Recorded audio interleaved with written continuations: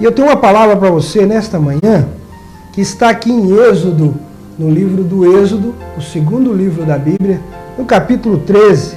Gostaria de ler o versículo 17 e o 18 para vocês, que diz assim: Tendo Faraó deixado ir o povo, Deus não o levou pelo caminho da terra dos filisteus, posto que mais perto. Pois disse, para que porventura o povo não se arrependa, vendo a guerra e torne ao Egito. Porém, Deus fez o povo rodear pelo caminho do deserto, perto do Mar Vermelho. E arregimentados, ou seja, preparados para a guerra, subiram os filhos de Israel do Egito. No capítulo 14 e 13 diz, Moisés, porém, respondeu ao povo, não temais. Eu quero dizer para você nessa manhã, não temais, aquietai-vos e vede o livramento que hoje vos fará. Porque os egípcios que hoje vedes, nunca mais os tornaria a ver. O Senhor pelejará por vós e vós vos calareis.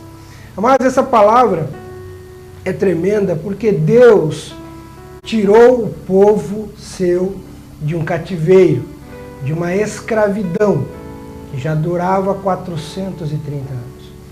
E aparentemente parece que Deus leva o povo para um caminho sem saída. Ele pede para o povo ir em direção ao mar, pede para o povo mudar a direção e ir em direção ao mar. Parece que o povo estava ali em um beco sem saída. Parece que o povo não tinha para onde correr, porque Faraó se arrependeu de ter libertado aquele povo, deixado aquele povo ir embora. E Faraó foi atrás para resgatar aqueles homens, aquelas mulheres, porque eram a mão de obra do seu país. E de repente o povo se vê diante do mar, sem saída, olham para trás o exército de Faraó, olham dos lados um grande deserto, sem nenhuma possibilidade de fuga. Talvez nesta manhã você esteja aí na sua casa, olhando para frente e avistando um grande mar. Olhando para trás, situações conflitantes, adversas, que está fora do seu controle e você não pode retornar mais. Talvez você olhe dos lados e não vê ninguém para ajudá-lo. Mas a pessoa de Moisés chega para aquele povo e diz, olha, não temam, não fiquem com medo, fiquem quietos, vejam o que Deus vai fazer por vocês. Deus vai lutar por vocês. Porque muitas vezes, amados ouvintes, nós nos vemos nessas situações. Becos sem saídas, lugares sem esperança, sem condições de avançar, por vários problemas e dificuldades da nossa vida.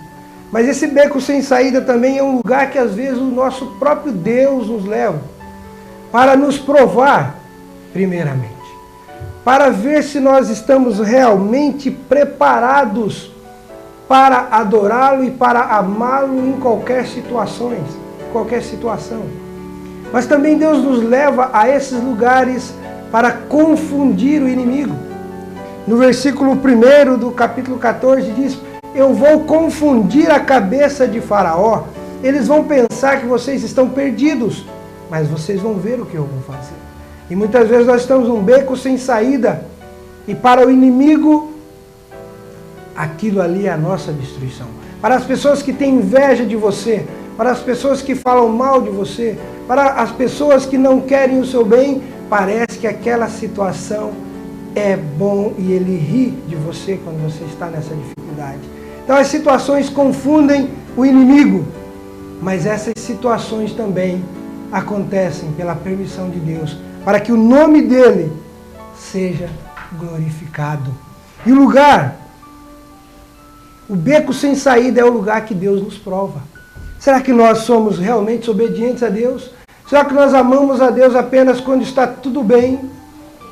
Será que nós amamos a Deus somente quando Ele está sendo favorável a nós?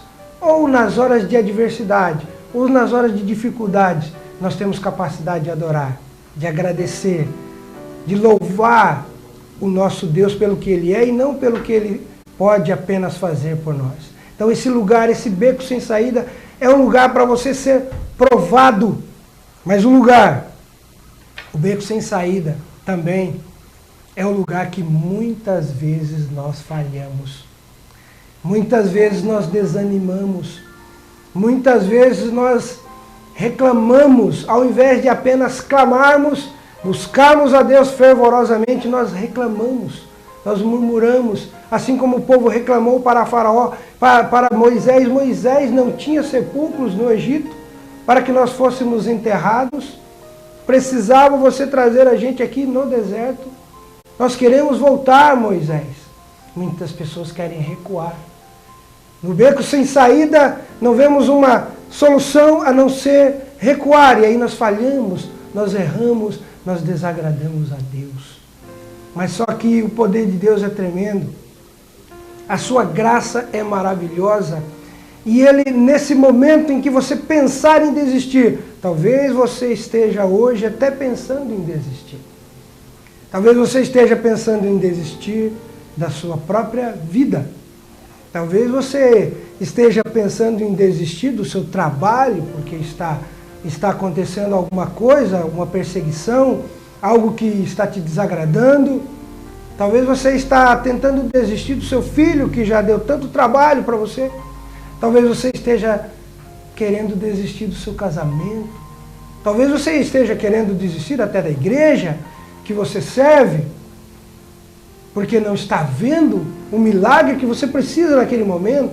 Enfim, são tantas situações que nos levam a desistir de alguma coisa que nós almejamos.